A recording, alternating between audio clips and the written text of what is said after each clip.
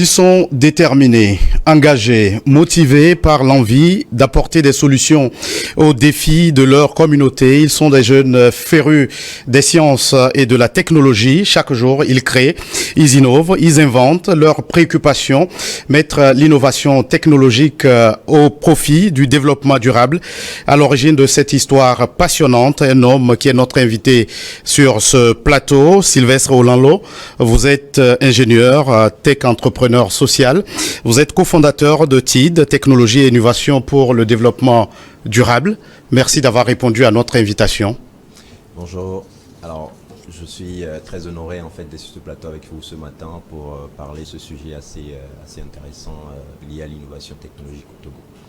Merci d'avoir répondu alors à notre invitation. Vous êtes engagé à orienter les jeunes vers l'innovation technologique.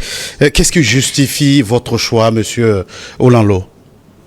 Alors, ce choix en fait d'essayer de contribuer en fait à promouvoir tout ce qui est innovation technologique au Togo. Déjà, il y a deux facteurs principaux. Alors, dans un premier temps, en fait, aujourd'hui, l'innovation technologique en général est un levier important pour assurer en fait une croissance économique dans un pays. Et donc, justement, une des raisons qui nous a poussé en fait à vraiment amener les jeunes aujourd'hui à travers les initiatives que nous faisons dans les écoles, dans les universités, en tout cas un peu partout sur l'étendue du territoire, à justement aller vers cela. Dans un second temps, il est important en fait de comprendre que justement l'innovation technologique aujourd'hui dans un monde en pleine croissance contribue vraiment à créer des emplois, à créer en fait des sources de revenus en fait pour dans nos pays. Et donc voilà quelques raisons pour lesquelles nous avons vraiment voulu nous lancer sur cette Et aujourd'hui, on le sait, notre système d'enseignement a la réputation d'être beaucoup plus théorique. Comment les jeunes, les élèves notamment, appréhendent-ils cette orientation technologique? Alors, comme vous l'avez dit justement, dans nos contextes, je dirais d'abord africains et plus précisément togolais, en fait, comme vous l'avez dit, il y a vraiment ce manque-là de pratique dans nos cursus, même avec plusieurs efforts du gouvernement à travers l'initiative liée à l'approche par compétences, qui vraiment est liée, en fait, qui quand même est un début pour vraiment aller vers la pratique. Je pense qu'il y a encore beaucoup d'insuffisances à résoudre. Aujourd'hui, à travers les initiatives que nous faisons, dans les écoles, il y a vraiment de l'engouement en fait autour de ces initiatives. Aujourd'hui, on voit à quel point les élèves prennent du goût en fait quand il s'agit plus de pratique, parce que quand aujourd'hui on voulait parler de pratique sur certains concepts, ils sont assez réticents et ils peinent à assimiler. Mais aujourd'hui, quand nous faisons des approches pratiques, ils sont assez intéressés et ça les amène à mieux comprendre les concepts assez complexes qu'ils peinaient à comprendre avant, que ce soit en mathématiques, en sciences, en technologie, à travers de la programmation, etc. C'était un peu complexe, c'était un peu plus abstrait pour eux avant. Mais aujourd'hui, à travers les initiatives, nous amenons en fait des outils scientifiques et technologiques, nous amenons des kits éducatifs et nous faisons avec eux ces pratiques. Et ça vraiment, ça permet de résoudre en fait ce problème en fait de pratique. Et votre vision, c'est mettre l'innovation technologique au service du développement durable. En quels termes se posent les défis que vous comptez relever dans cette démarche? Alors, en fait, les défis sont de plusieurs ordres. Il y a plusieurs défis à relever aujourd'hui. On ne pourra pas non plus résoudre tous ces défis, mais on s'est quand même fixé, on s'est quand même donné pour mission justement de pouvoir résoudre quelques défis. Alors aujourd'hui, ce que nous avons remarqué, c'est que quand on parle d'innovation, il y a vraiment un manque d'accès aux équipements. Et aujourd'hui, par exemple, nous avons pris en fait ces différents défis que nous avons structurés en programme et que nous implémentons en fait à travers nos différentes initiatives. Le premier programme que nous avons mis en place pour résoudre justement ce problème d'accès aux équipements, c'est notamment nos Fab Labs, nos espaces d'innovation que nous appelons généralement TID Lab, qui en fait permettent de donner aux communautés des outils et des infrastructures qui leur permettent justement de pouvoir prototyper, donner forme à leurs idées, parce que tout commence par là. Aujourd'hui, si on veut parler d'invention, des inventions de tout ordre aujourd'hui, que ce soit dans tous les domaines, agriculture, environnement, etc., quand on veut avoir justement les prochains innovateurs de demain qui sont capables de fabriquer des choses assez concrètes qui résolvent nos problématiques, il faut vraiment qu'ils aient les outils. Donc c'est pour ça une des raisons pour lesquelles nous avons mis en place nos Fab Labs, nos TID Labs, comme on le dit. Le second problème, c'est justement de renforcer les compétences. Aujourd'hui, bien sûr, nous avons dans nos écoles, on a plusieurs écoles au Togo qui vraiment forment des ingénieurs, forment des innovateurs et tout, mais il y a vraiment encore un manque à gagner, un manque à combler, je veux dire. Donc nous avons mis en place justement un programme qui permet justement de renforcer ces compétences, les compétences de ces jeunes, pour qu'ils puissent être vraiment s'adapter au marché de l'emploi à l'échelle nationale mais internationale aussi, parce que nous sommes dans un monde de plus en plus compétitif. Donc il y a vraiment ce besoin-là de s'aligner sur les normes, sur les besoins à l'échelle internationale. Donc justement à travers notre programme d'académie que nous mettons en place, qui vraiment sert en fait d'intermédiaire justement entre les jeunes qui finissent leur cursus et justement le marché de l'emploi. Voilà. Et votre organisation panafricaine TID compte des membres au Togo, en France et au Canada. Comment votre diversité géographique enrichit-elle votre initiative? Alors aujourd'hui, TID avant tout est une organisation à vision panafricaine. Mais nous avons quand même cette vision-là justement nous sommes dans un monde global, même si on a une vision panafricaine, il est important de pouvoir justement s'allier à d'autres acteurs un peu partout dans le monde. Et donc nous avons justement fait un positionnement stratégique en France et au Canada pour justement en fait collaborer avec d'autres acteurs qui justement portent cette vision-là d'innover de façon générale dans tout le monde. Et cela nous permet vraiment de pouvoir faciliter en fait nos actions que nous faisons en Afrique. Et pour le moment au Togo, nous avons quand même cette vision dans les années à venir de nous installer dans d'autres pays de la sous-région. Mais bien sûr après avoir fait nos preuves dans notre pays, le Togo. Et vous incubez de nombreux jeunes dans votre centre à Lomé. Alors j'ai envie de savoir comment ces jeunes arrivent-ils à se servir de cette innovation technologique pour apporter des solutions aux problèmes de leur société. De quoi pouvez-vous vous féliciter quant à leurs compétences?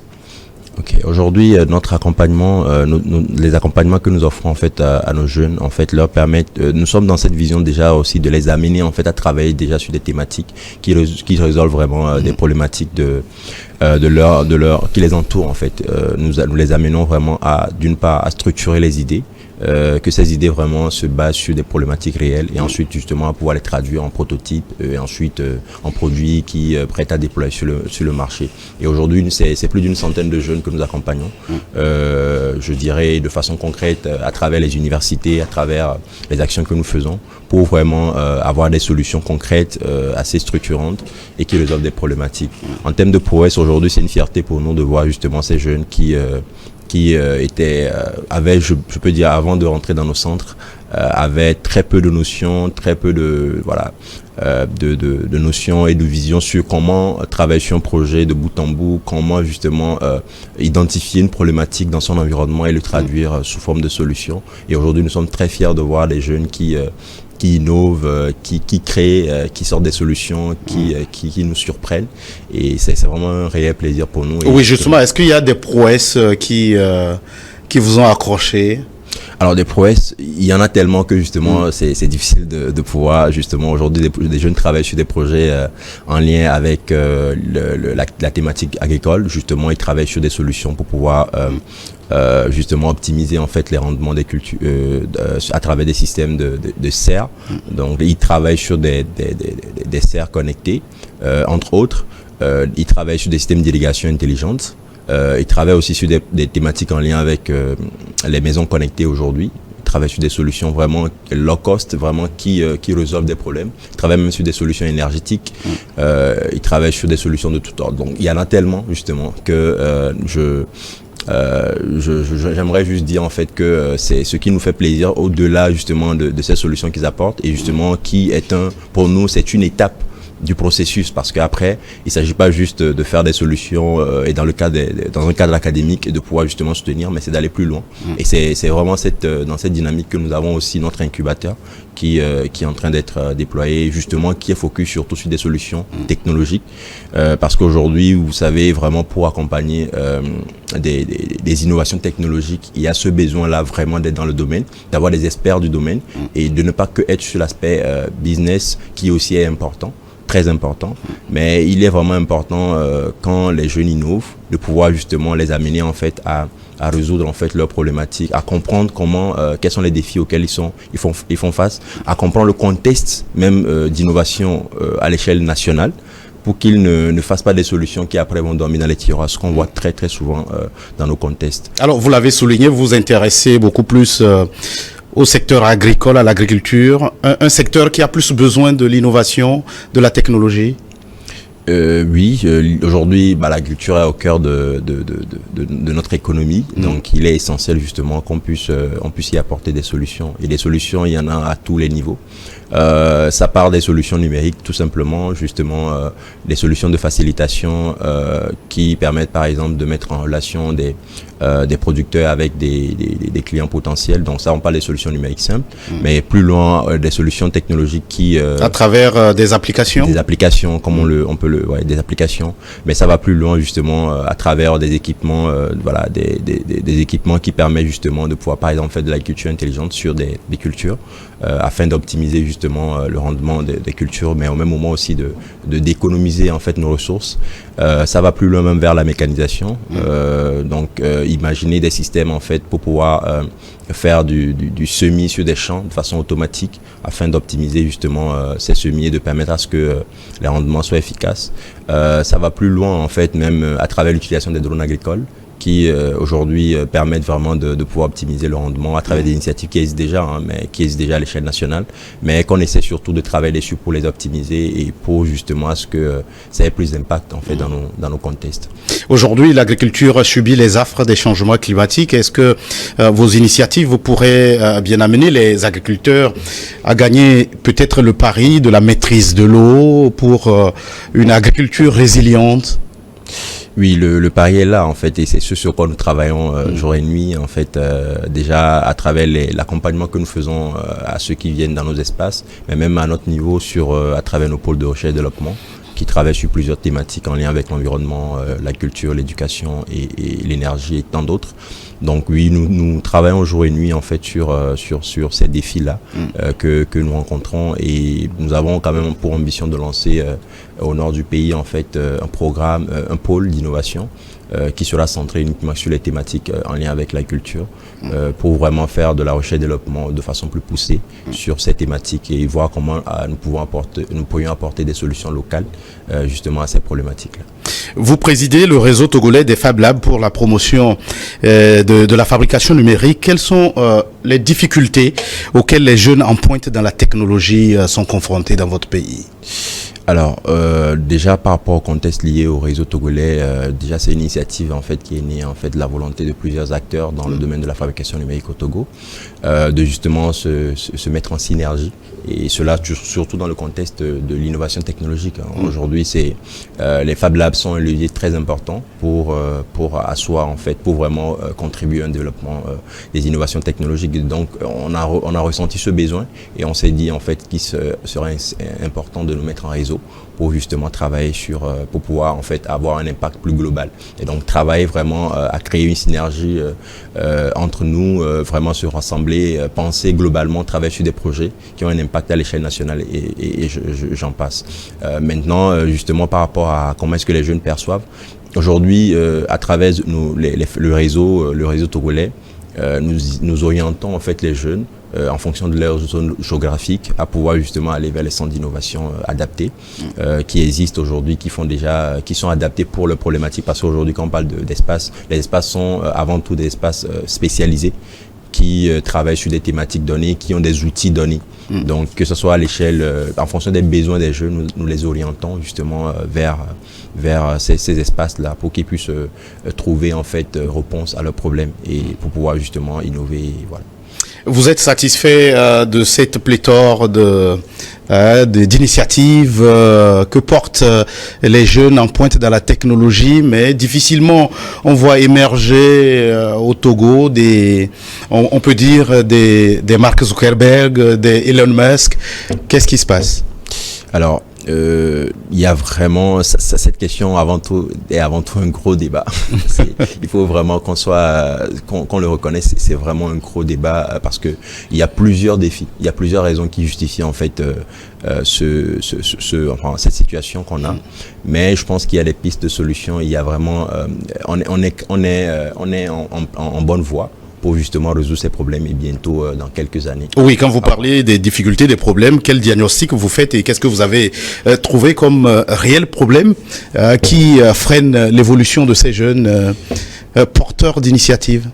Alors, je pense que tantôt, voilà, on l'a dit plus tôt à travers les initiatives que nous mettons en place. En fait, on s'est rendu compte justement de ces manquements et c'est ça qui nous a en fait orienté à mettre en place certains programmes qui en fait à travers le temps en fait progressivement vont contribuer à résoudre en fait ces problèmes. Donc dans le premier temps, comme je l'ai dit, en fait il y a ce besoin d'abord d'avoir accès aux équipements, aux infrastructures de base qui leur permet justement de pouvoir vraiment innover, créer librement, donner libre cours en fait à leurs imaginations. Donc ça commence par là et ça commence aussi par rapport à notre système éducatif, un renforcement de capacité dans ce sens, par rapport justement aux structures qui aujourd'hui vont plus loin mais qui vont vers de la recherche-développement, ce qui manque un peu dans nos contextes et qui s'oriente, qui s'articule sur les thématiques de développement. Donc les jeunes aujourd'hui manquent vraiment de repères, manquent de cadres et d'infrastructures pour pouvoir les accompagner, pour travailler sur le projet. Ça va plus loin en fait à cette question liée à l'industrialisation. Aujourd'hui, nous sommes dans un pays où nous ne sommes pas encore vraiment, nous manquons d'industrie de pointe pour nous aider à travailler sur des différentes étapes de nos projets. Si aujourd'hui, par exemple, je n'ai envie de fabriquer, je dirais quoi, une moto électrique, aujourd'hui, est-ce que nous avons vraiment ces industries-là qui peuvent l'aider en fait à travailler sur ne serait-ce que certains modules de son dispositif pour qu'il puisse en fait assembler cela, mettre en place une unité d'assemblage pour pouvoir fabriquer ces motos électriques. Malheureusement, non. Alors, vous reconnaissez que l'environnement n'est pas vraiment favorable pour ces jeunes. Alors, quel plaidoyer faites-vous? Alors, l'environnement n'est pas favorable, mais il est en train de l'être et ça vient progressivement. Il faut vraiment aussi l'admettre avec les plusieurs initiatives qui existent à l'échelle nationale et même sous-régionale. Donc, il y a vraiment des initiatives qui viennent dans ce sens. Et le plaidoyer, pour moi, c'est vraiment de mettre en place d'accompagner plus des initiatives qui encouragent l'innovation dans notre pays. De vraiment, aujourd'hui, nous avons des centres, il faut l'admettre. On a par exemple la plateforme industrielle Adéticopé qui intègre plusieurs unités en fait de production à l'échelle locale. C'est un début, il y a beaucoup encore à faire, mais c'est vraiment un grand début, donc il faut féliciter cela. Mais vraiment, mon plaidoyer va plus à l'endroit de soutien, à l'endroit des initiatives en fait qui soutiennent l'innovation, qui encouragent l'innovation. Et parce que c'est à la base, tout commence par là. Oui, quand vous parlez de soutien, vous souhaitez que ce soutien vienne d'où? Alors, ce soutien, il est de tout ordre. Je ne dirais pas du gouvernement ou de l'État, même si, il faut aussi, ça doit venir de là, mais ça vient de tout ordre. Je pense qu'il est important aujourd'hui, à travers les initiatives que nous faisons, nous par exemple à l'échelle de TID, mais il n'y a pas que TID, il y a plusieurs initiatives aussi qui existent. Donc il est important justement d'avoir un regard sur ces initiatives et de voir comment en fait que ce soit les organismes internationaux ou justement l'État peut les accompagner, parce que justement ces initiatives vraiment ont beaucoup d'impact. Aujourd'hui, quand nous allons dans les écoles, à travers les initiatives que nous faisons, dans nos centres, à travers les initiatives que nous faisons, quand nous voyons l'impact que ça a sur les élèves, sur les étudiants, sur la jeunesse, nous pensons qu'avec un peu plus d'accompagnement, je pense qu'on peut aller encore plus loin, beaucoup plus loin. C'est votre message d'espoir, Sylvestre Olanlo. Vous êtes ingénieur tech entrepreneur social, cofondateur de TID Technologie et Innovation pour le développement durable. Merci d'être passé sur ce plateau. Merci à vous qui êtes restés en notre compagnie. À très vite pour un autre numéro de votre émission Focus.